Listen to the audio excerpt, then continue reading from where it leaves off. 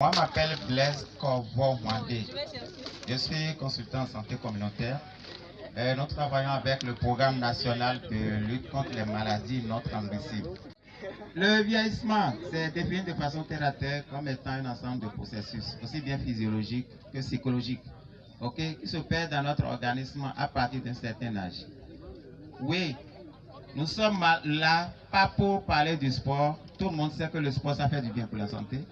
Nous sommes là, pas pour parler du bilan de santé. Tout le monde sait que faire son bilan de santé, c'est quelque chose de capital. Mais il y a des astuces prouvées de façon scientifique qui nous permettent de pouvoir nous entretenir. Parce que comme le dit un adage, c'est pas le jour de la chasse qu'on dresse le chien. Cela veut dire quoi? Si tant est que dans 50 ans, dans 70 ans, dans 100 ans, on doit être toujours en forme, il faudrait qu'on commence dès maintenant. C'est pas encore tard.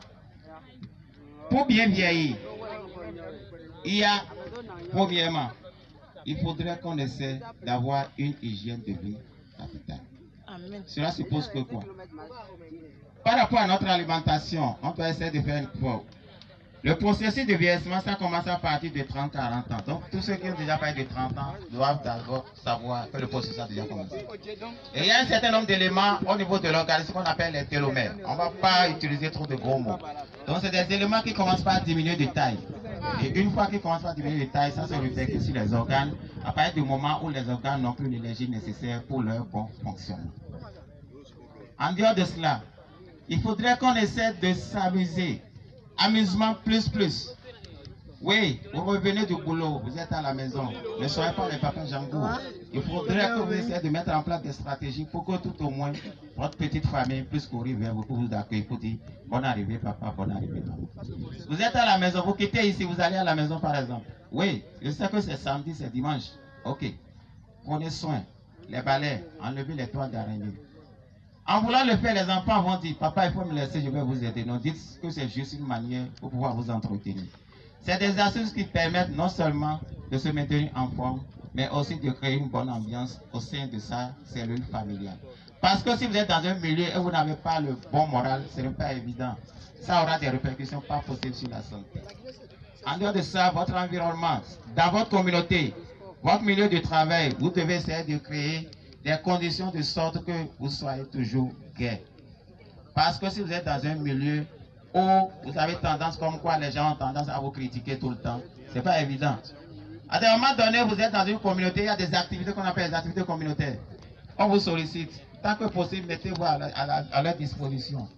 Oui, c'est peut-être une participation de 500 francs, je suppose. Si c'est 50 francs, vous avez, c'est votre participation. Cela vous permettra, quand vous allez sortir, d'avoir la tête sur les épaules. Je vais vous dire quelque chose. Il y a certains, quand ils sont en train de marcher, même dans leur propre environnement, ils voient 2-3 personnes. C'est tout comme si c'est à cause d'eux que les gens sont en train d'organiser des séances. C'est que les gens parlent d'eux. Et en réalité, les autres sont en train de mener d'autres débats. Tout simplement parce que peut-être ils ont des choses à se reprocher. Mais tant que vous avez l'habitude de participer à des activités communautaires, vous sortez, vous avez la tête sur les épaules, ça fait du bien.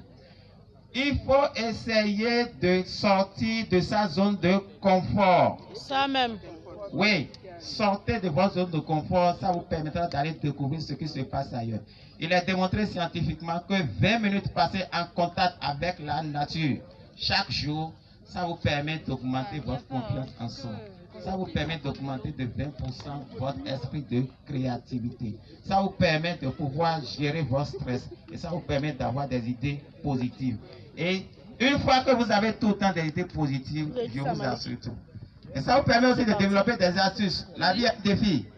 Du moment où vous n'arrivez pas à trouver de solutions pour certaines préoccupations, le simple fait d'être en contact avec la nature. Contempler la nature, c'est prouvé scientifiquement. Ça peut être dans un espace vert, ça peut être au bord de la plage, ça peut être.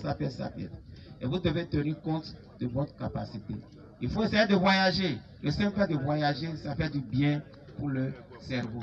En dehors de ça, je vais vous dire, évitez la sédentarité. Dès que vous êtes quelque part, ça peut être au boulot, bien au marché. Après 1h30, 2h, levez-vous d'abord. Essayez de vous étirer pendant 30 secondes, 1 minute avant de vous asseoir.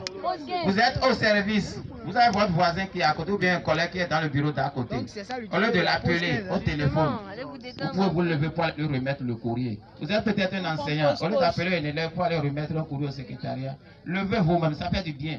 Ça permet de rompre avec la sédentarité. La sédentarité ne fait pas du bien pour la santé. On ne va pas trop épiloguer. Pour finir, je vais dire encore peut-être une ou bien deux choses. La lecture. La lecture. Il faut solliciter les noyaux gris centraux. Je vais parler de la mémoire. Faisons beaucoup de lecture. Et sollicitons le cerveau pour faire les calculs. Il y a certains, par exemple, pour faire 2,5 puis 3,5 en même ces téléphones, on commence à manipuler la calculatrice. Sollicitons les neurones et ça fera du bien pour la santé. En gros, voilà ce que je pense vous dire. Une fois encore, au nom du coordonnateur des programmes nationaux de lutte contre les maladies non transmissibles, je vous dis merci pour votre aimable attention. Thank you. Bravo.